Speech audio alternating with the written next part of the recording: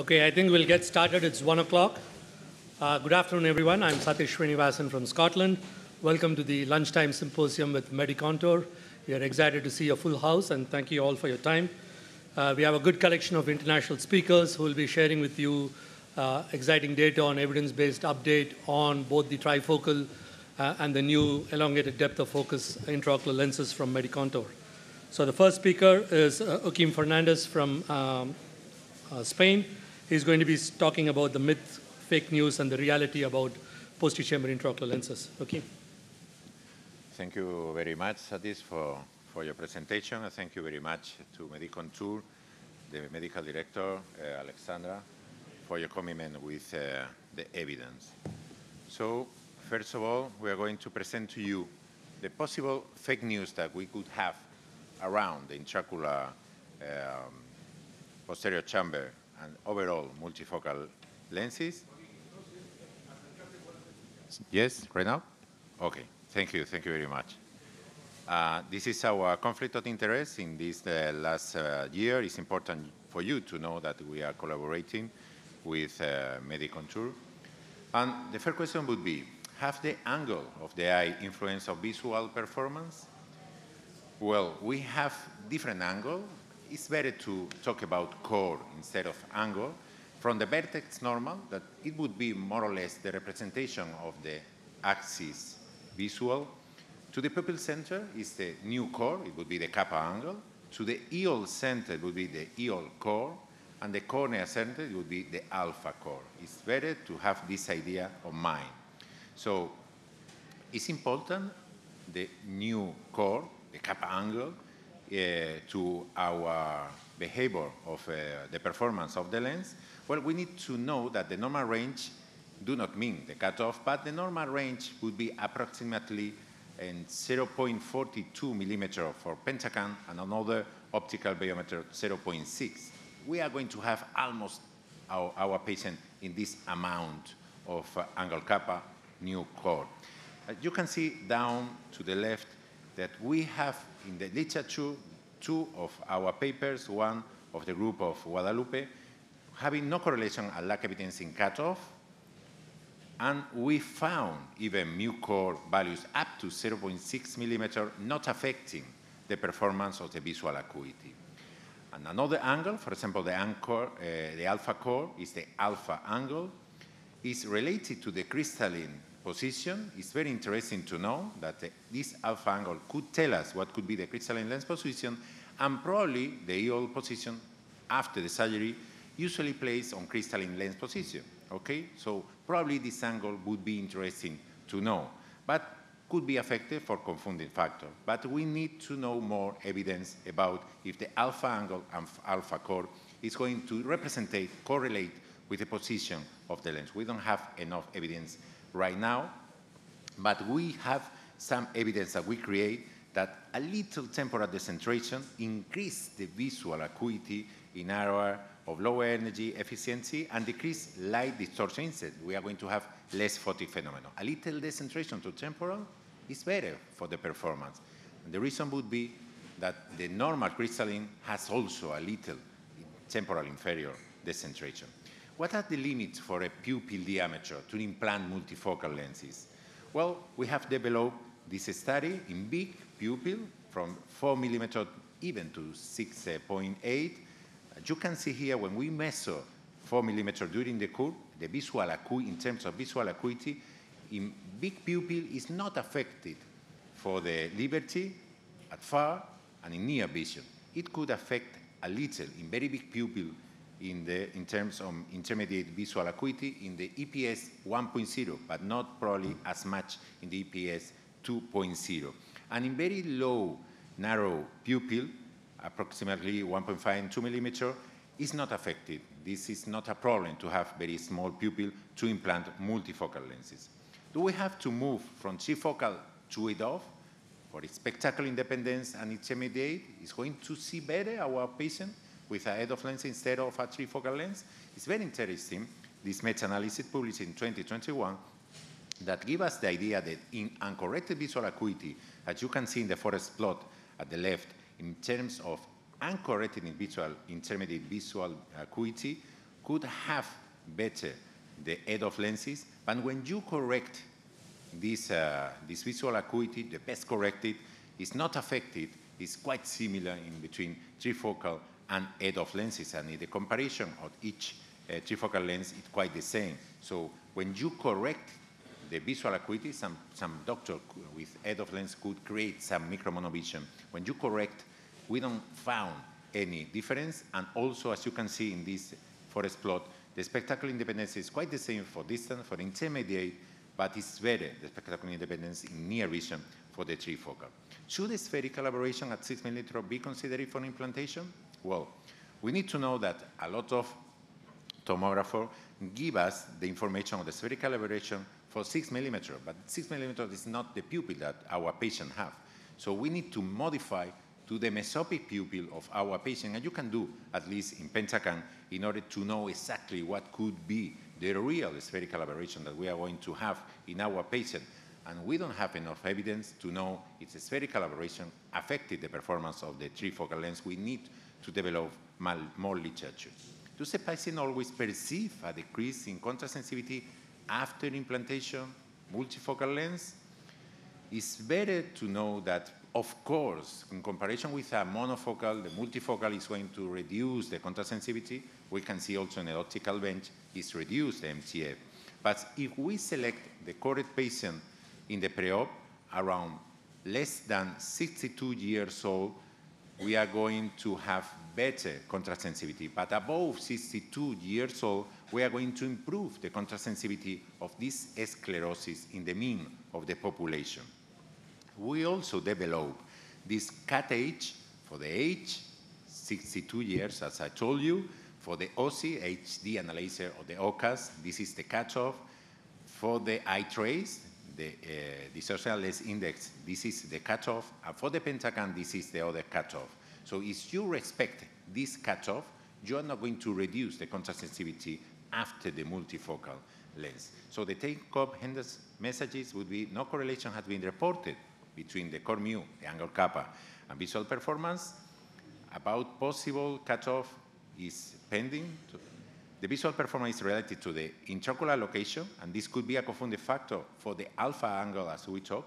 Moving from trifocal to EDOF for increasing spectacular independence and intermediate vision is not supported by the evidence as we saw in the meta-analysis. The spherical aberration should be calculated for mesopic pupil side, and the contrast sensitivity decreased with multifocal lens, but the patient could perceive improvement dependent on the preparatory lens sclerosis. This would be the first presentation, and I would like to present the second one, talking about the dysphotopsia addresses by the Liberty EPS trifocal intraocular lens. So it would be interesting to have trifocal only with 7 rings. It's going to have the same performance in terms of visual acuity, but reducing the dysphotopsia? Let's see. We really know, based on evidence, based on literature, what could be the parameter that could affect to generate photic phenomena. We need to separate photic phenomena from dysphotopsia. Photic phenomenon is the artifact that you can see with a light like this. I am absolutely all right with this light, but I don't have multifocal lens.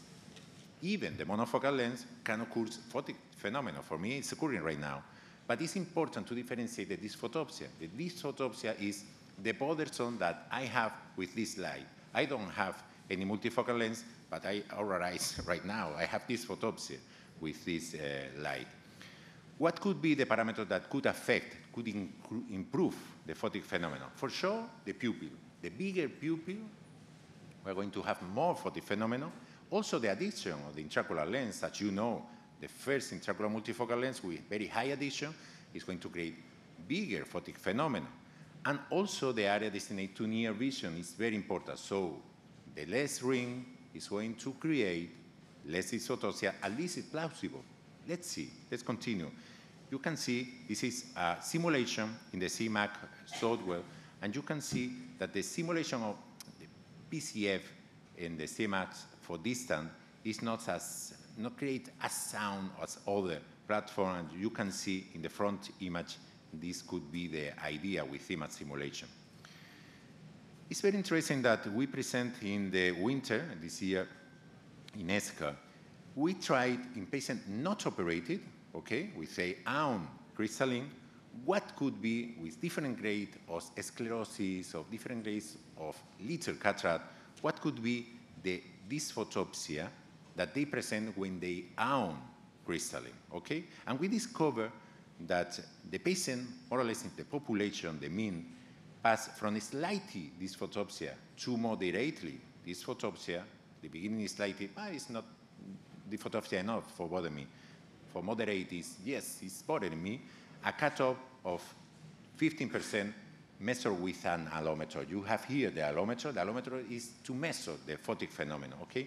You have an intensive central LED light, and you have like a campimeter, apply a stimulus, or light stimulus, in order to measure the photic phenomenon, and after that, we asked to the patient if they are bothersome. And we discovered this cutoff of LDA of 50%. Look at that. It's very interesting because we measure also with this allometer the dysphotopsia that could have patient with the new profilometry of the Liberty EPS 20, excuse me. And the light distortion index was in monocular in the short term 14 and 15 in the 12 months. In binocular, reduced. So this cutoff is exactly the cutoff that we are having with this trifocal lens of apparently having only slightly and not pass to the moderate slightly. It's very interesting when we review the literature, what all the papers tell us about what could be the dysphotopsia with the mean of EDOF lenses. What are we seeing in this review? On the top, you have the more bothersome of dysphotopsia of different type of EDOF lenses. What type of EDOF lenses we have on the top? EDOF diffractive lenses. So it's very interesting to know that the EDOF diffractive lenses create more dysphotopsia, at least in the literature. The mean of all the dysphotopsia, all the EDOFs, the mean is 13.75. On the bottom, we have EDOF refractive. So the conclusion, at least reading literature, is the EDOF refractive lens is going to produce less dysphotopsia. And what are our outcomes with this new Liberty EPS?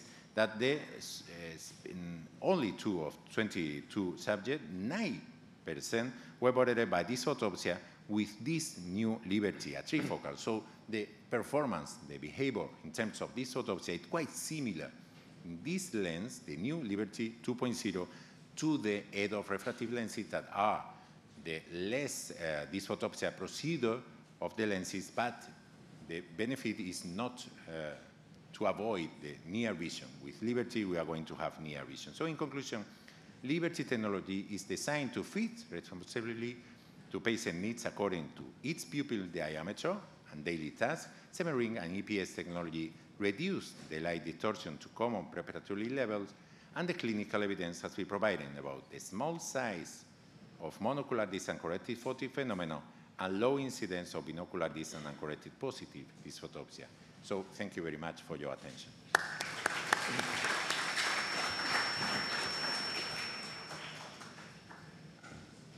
Thank you, Joaquín, for presenting us nicely the evidence-based update. Can I get my slides back?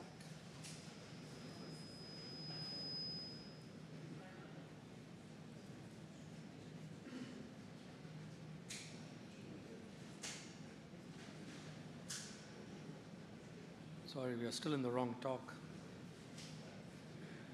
Could we go back to the desktop, please?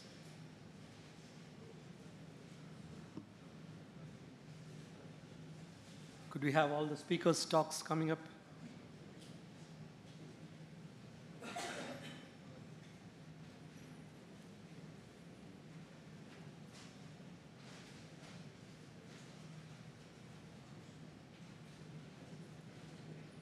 Could we go back to the dashboard with all the speakers and the talks?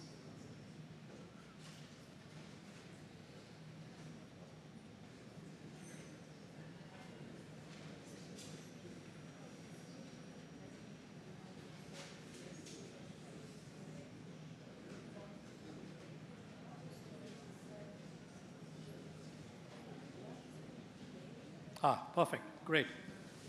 So I'm going to be Speedy Gonzalez and try to give you some long-term results on the Liberty trifocal intraocular lenses. As you all know that there are several presbyopia correcting or presbyopia reducing lenses currently available in the market. So if you're going to choose a lens for your patients, I think we need to look at the evidence, and hopefully I'll be able to give you some evidence-based data on the results of the trifocal. So the Liberty trifocal, as you know, comes in two flavors. One is the spherical component on the left-hand side, and the one on the right is the toric version of the Liberty. I just want to highlight some of the unique features of this lens. It has got a very high Abbey number, which means it's got a very low chromatic aberration, which means they get a better quality of vision.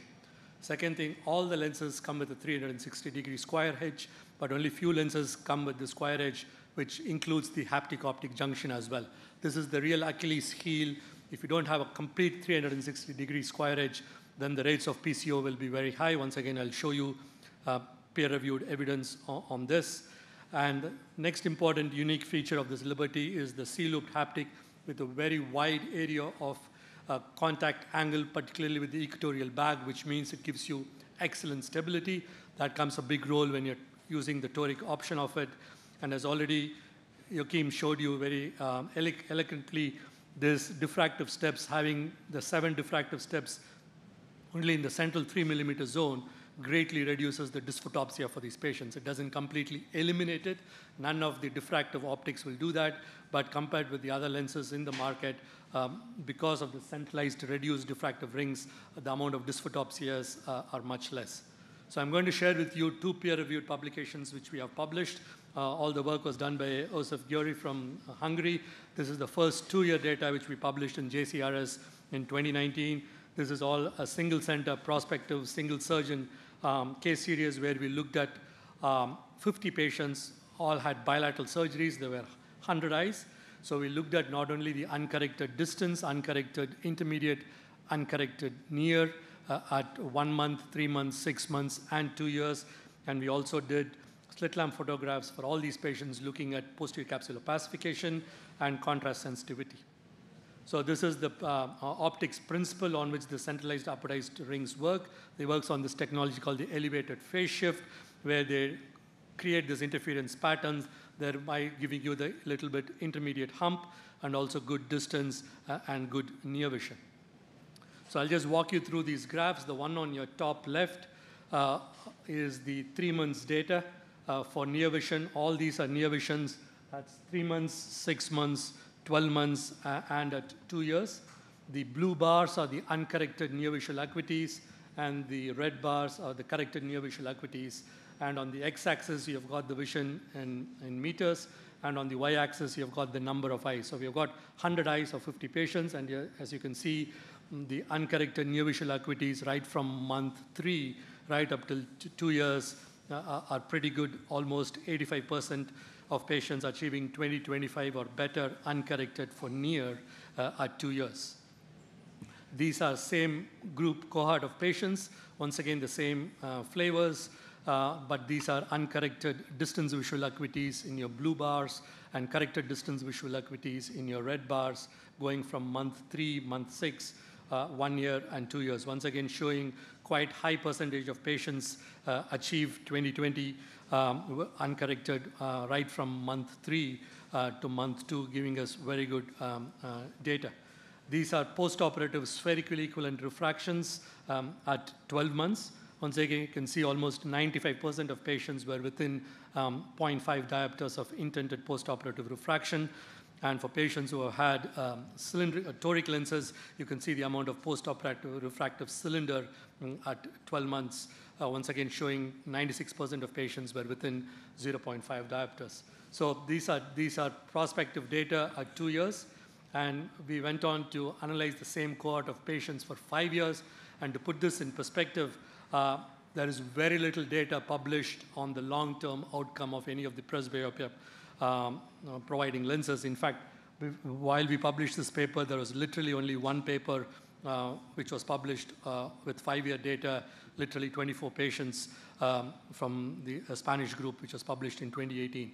So it will be very surprising to see there is very little data on the long-term outcome of these patients. So we are very pleased that we were able to follow these same cohort of patients. As you all know, practically, the longer we try to follow up, these patients do drop off. So at 5 years, even though we would have loved to see 100 patients, we actually had only 37 patients, meaning 74 eyes. But it was quite valuable. Once again, we did all the same things which we did with the 2-year data, not only looking at uncorrected distance, intermediate, and near, but we also looked at contrast sensitivity, and most importantly, we looked at the 5-year data of the PCO rates, which is where it really matters. And these are the data. Once again, the blue bars are uncorrected distance visual acuities, and the red bars are corrected distance visual acuities, showing the preoperative data to postoperative for uncorrected distance, uncorrected intermediate in the middle, and uncorrected near, which is labeled bar C.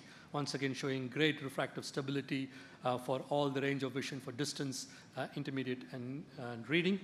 And this is the cumulative preoperative and postoperative uncorrected distance visual acuity, plotting right from pre-op up till year 2 and right up to year 5. It's very, very reassuring to see that this refractive stability continues to plateau and follow the same course as it was at year 2, which is once again very strong evidence to show that these lenses are quite stable and they provide very good quality of vision right up till 5 years.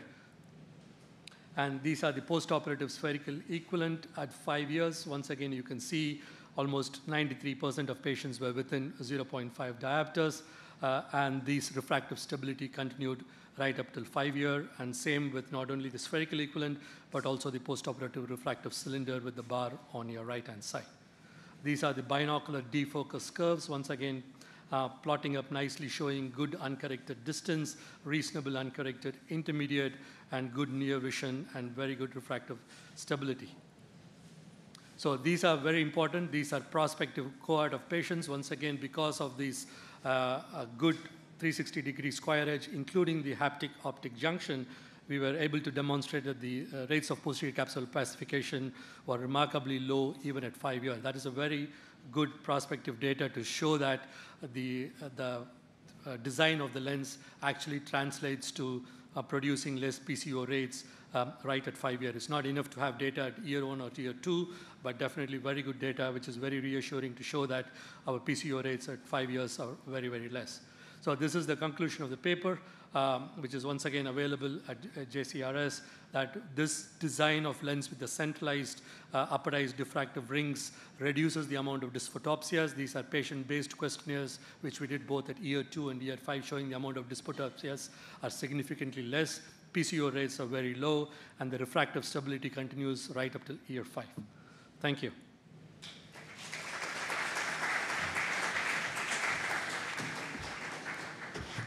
Next, I'll invite Ramón Mesa to come and talk to us about addressing and correcting astigmatism during presbyopia IOL surgery. Ramón. Thank you. Good afternoon to everybody. Okay. First of all, thanks to Medicontur for the kind invitation to participate in this event, especially to Alessandra.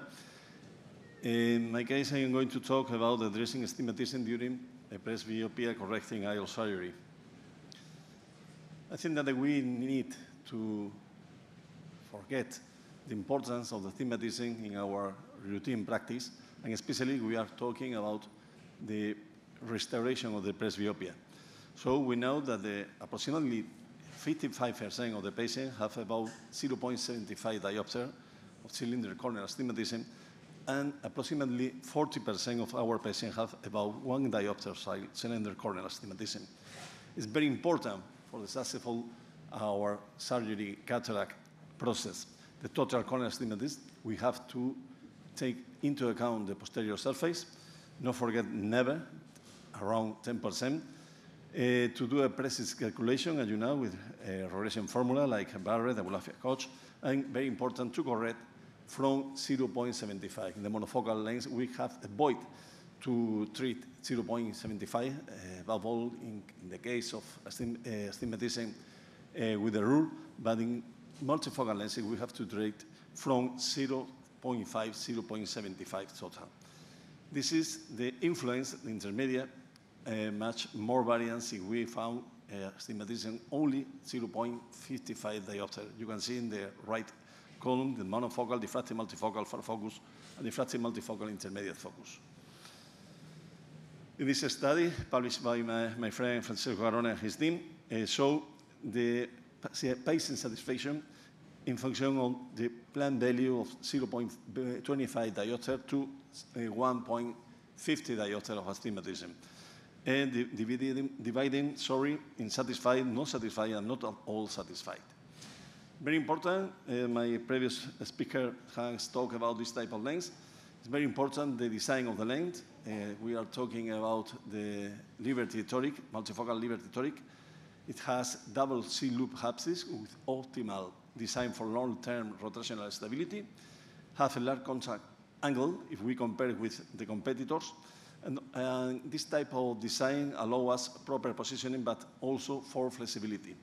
The optical lative force, resistant against compensated force from capsular back contraction, is very important in order to maintain the rotation of the lens with the time. Now, the purpose of this study was to explain, and the purpose was to study the visual and refractive outcomes, rotational stability, and the focus curve obtained in cataract patients implanted with the Liberty toric intraocular lens. You know all the technical specification of this type of the lens. It's very important to include that the cylinder available for multifocal lens until 6 diopter, very important.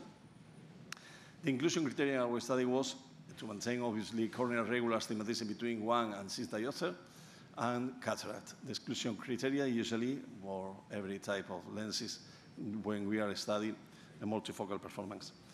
This is all the battery of tests that we have measurement over 6 months from the preoperative to 6 months follow-up. Include 15 age-related cataract patients with regular corneal astigmatism between 1 and 6, I have said before, were considered to be included in this study. Was approved, obviously, by the ethics committee and conducted in accordance by the tenets of the Declaration of Helsinki. Main outcome measures were binocular visual acuity at different distances, far, intermediate, 66 centimeters and near, refractive error, rotational stability, and the focus curve. Intra and postoperative complications were also recorded at 1 month post-surgery. The main distance corrected visual acuity was minus 0.02 in locomotor scale. Distant corrected intermediate visual acuity was 0.11, and distant corrected near visual acuity was 0.07. No intra and post-operative complications were found. Here we can see the spherical equivalent distribution. The spherical equivalent was 0.05 from -1 to +125. 70% and 93% respectively were plus less 0.5 and 1 diopter. In these 30 eyes, you can see the astigmatism change. 73, almost 75 of the eyes show less than 0.5 diopter, and almost 100% less than 1 diopter. We have included patients with 1 diopter, but until 6 diopter of astigmatism. And in this slide, you can see, I think, this double plot analysis, how we have changed the astigmatism found preoperatively with the measurement of the cornea, and the postoperative refractive astigmatism found a very good result. This is the binocular focus curve, very performance of the lens we know from the predecessor in the noctoric design, maintaining a very good distant vision, very good intermediate vision, and with any type of peaks in the different distances. In conclusion, with this, the final of my presentation, the present analysis at 1 month post-implantation of the Liberty toric intraocular lens show that this lens offers satisfactory visual and refractive outcomes at different distances, good rotational stability, very good important feature, and without intra and post-operative adverse event. Thank you so much for your attention.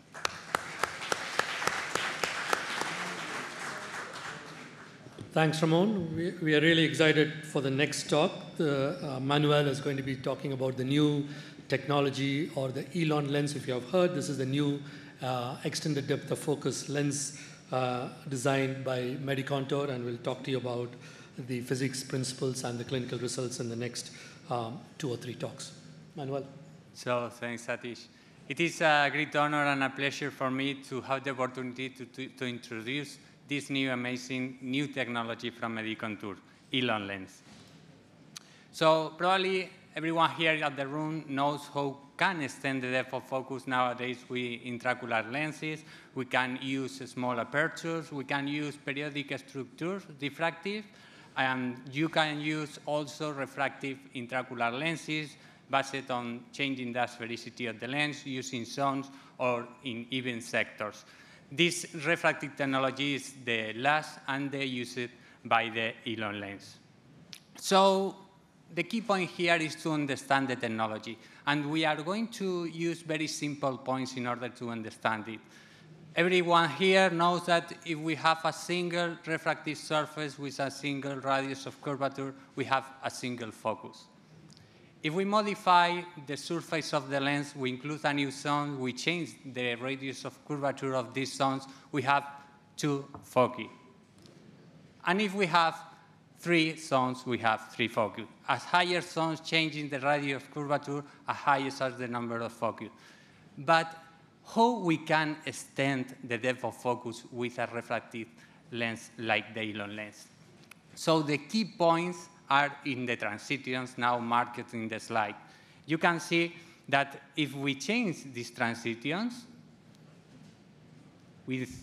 by means of modifying the slope and the width of the transition of the zones, we can extend the focus. This is what Medicontur calls linking zones, transition zones within the refracting zones, and the technology is named wavefront linking because it's the result you have in the wavefront map. You are going to have a more solid wavefront.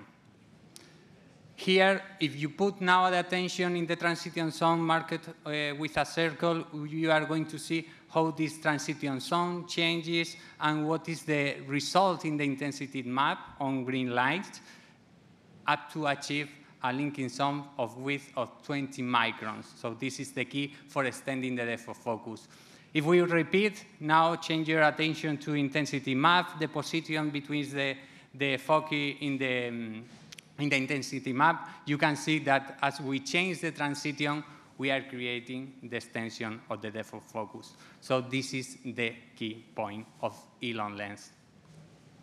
So here you can see better how you can compare. Obviously, this is only one of the transition zones, but you can compare by the position of modifying the size and modifying the intensity map, how we can achieve from multifocality to an EDOF lenses.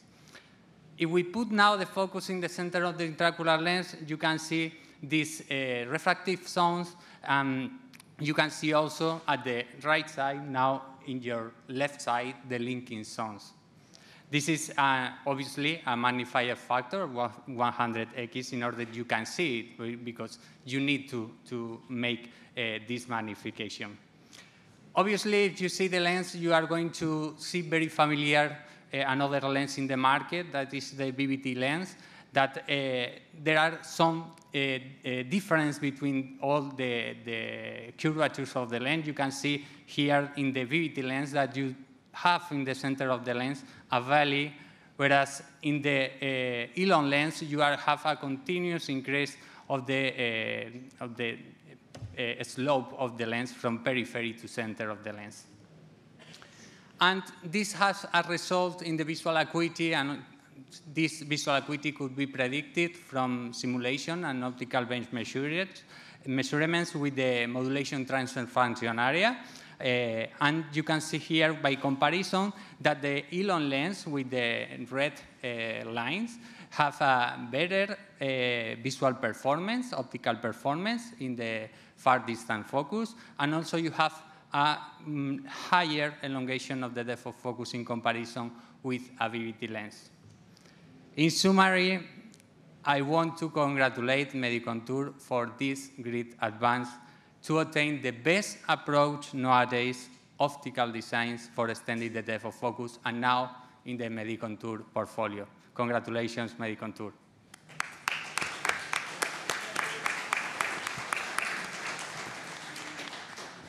Thanks, Manuel. So that's the optical bench data on this new ELON lens.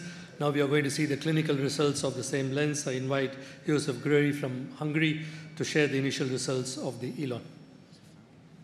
So, dear audience, I would like to share my first experience with the ELON IOL gained from a multicentric clinical trial. This is an ongoing multicentric prospective and comparative clinical trial conducted in 3 sites. Its objective is data collection on 100 patients, on 100 of eyes implanted with the new ELON IOL versus the aspheric monofocal IOL version. Eligibility criteria exclude corneal astigmatism, as this lens is currently not available in toric version. Follow-up is planned for 1 year. As my talk is limited in time and data on monofocal aspheric lenses are similar to any other high-quality aspheric IOLs, we present now data on the ELON IOL here. Currently, we have 1 month follow-up on 55 ELON implanted eyes. First chart demonstrate effective outcomes, refractive outcomes that are highly predictable, particularly if we consider that planning targeted emmetropia, allowing only a minor shift towards myopia. Postoperative refractive cylinders were nearly neutral. Distance visual acuities are excellent. Most cases had better than 0.0 logmar, which equals the performance of the best monofocal aspheric IOLs. Optical correction made just a marginal improvement, right? And particularly in binocular cases, which meant correction nearly unnecessary. Intermediate visual acuities are also useful, enough for working tasks, particularly in binocular mode at 1 month time point. However, at 3 months, this distance-corrected intermediate visual acuities showed further improvement. We were a bit surprised about the near performance of the IOL, as it turned out to be better than expected. In practice, this meant that most of the patients do not need reading glasses for most of their vision activities in near. The cumulative graph of distance visual acuities demonstrate an excellent result, which also shows that predictability of the refractive planning is quite solid, as postoperative optical correction modified results only marginally. Well, monocular defocus curves reflect what we expect from a real EDOF lens. Visual acuities were better than 0.3 logmar between +5 diopter and -2 diopter range.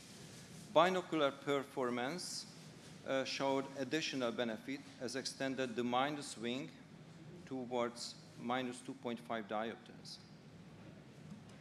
Contrast-sensitive values measured with the EDOF focus range equaled high-quality monofocal aspheric standards. Well, visual artifacts were at very low level, and none of the patients felt limited from any of their activities. Although this graph shows only a little number of patients' satisfaction shows, but it reflects very well my personal experience that I gained on much more patients and in much more time points. So in conclusion, we can say that this lens provides excellent distance and intermediate vision.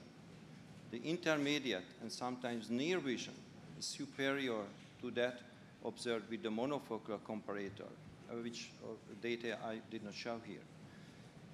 Near vision is better than expected, but often requires additional correction. Patients are highly satisfied. Most daily activities can be performed with no or only minor difficulties. Difficulties can be observed in low light conditions, such as driving at night, and with near correction activities as it expected from an EDOF lens. This lens is highly efficient in the correction of refractive errors as well. Residual, spherical, and cylindric errors are minimal, so this is a forgiving lens, and the refractive outcomes are predictable. The visual performance of the ELO lens proves that it is a real EDOF lens. Now still we are collecting data on many more patients. So thank you for your attention.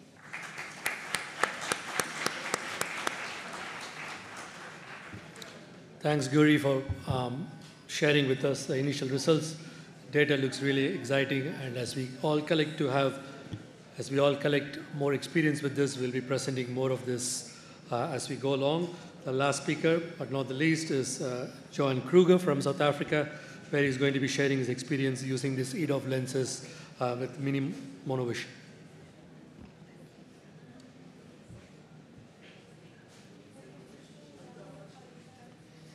Good afternoon, colleagues, Mr. Chairman. It's wonderful to be here, to be at a normal ESCRS again, see all our friends and colleagues, and to share our ideas.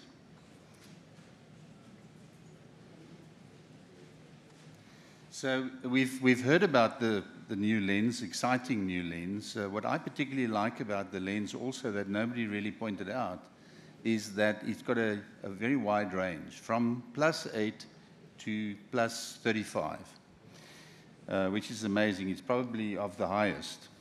And a very good refractive index. The ABE number is very high, which shows it's a very good quality material. And of course, it's preloaded, and ease of use, a wonderful injector that they've developed. And one of the other speakers also pointed out the large touch of about almost 190 degrees of touch in the bag, which creates stability. So we did a multi-center evaluation, clinical experiences from 7 countries, 11 surgeons. And all cataract patients with binocular implantation, 63 patients with 126 eyes. And we measured the visual acuities and did the defocus curves. As you can see here, that our refractive outcomes were very predictable, with almost 100% of the cases within 1 diopter, but most of the patients within 0.5. And also the cylinder was very little. So also, some of the speakers have pointed out that it's really a real EDOF performing lens with very good uncorrected distance acuities at 1 month, 3 months, and carried through to 3 months with a definite advantage with binocularity. And I operate the patients, the one eye on the Tuesday and the second eye on the Thursday. So they have a very quick benefit of the binocular summation that we find with the lens. Intermediate visions were very excellent, as well as the surprisingly very good near vision, which came a bit unexpected to me. One's always a bit, how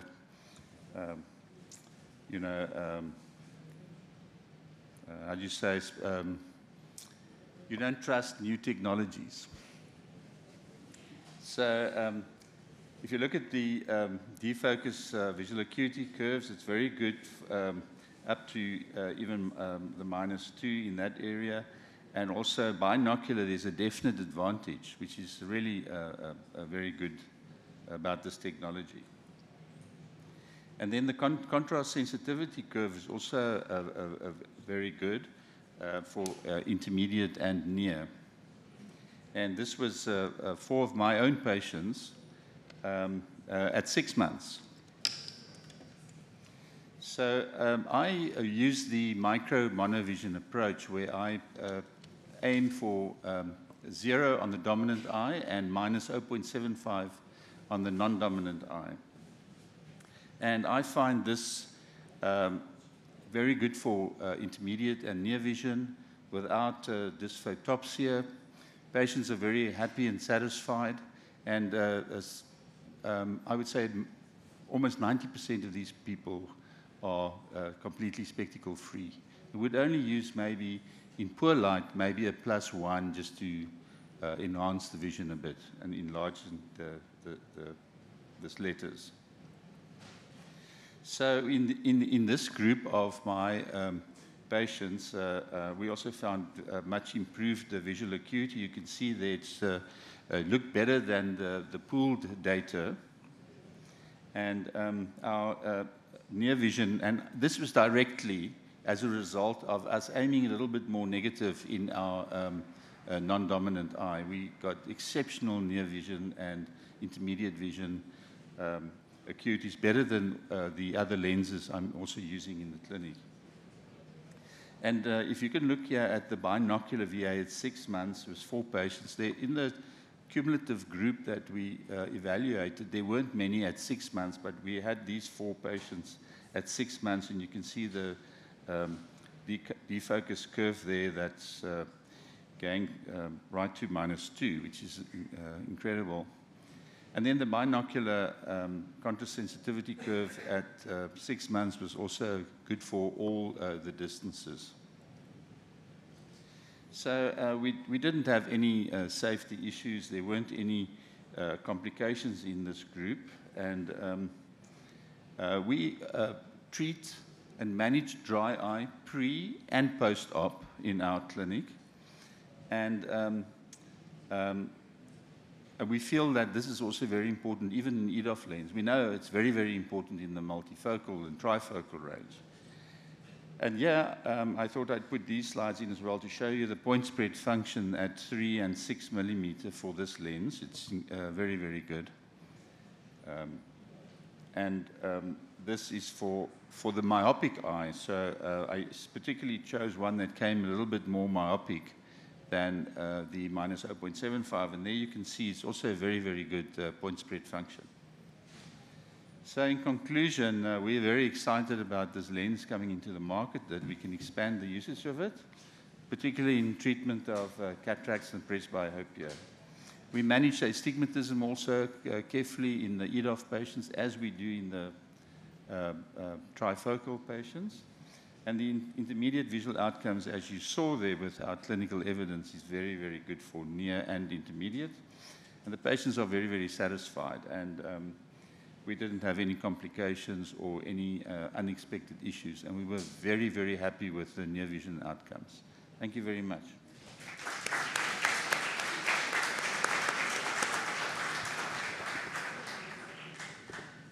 Thanks, Dr. Kruger. I think I'm very impressed.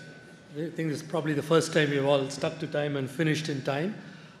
Any questions from the audience? Feel free to use the mics on either side. I hope with this lunchtime symposium we presented some good evidence-based data on the performance of both the Liberty and the new Elon lens. If there are no other questions, thank you for attending and being with us during this time, and enjoy the rest of the meeting.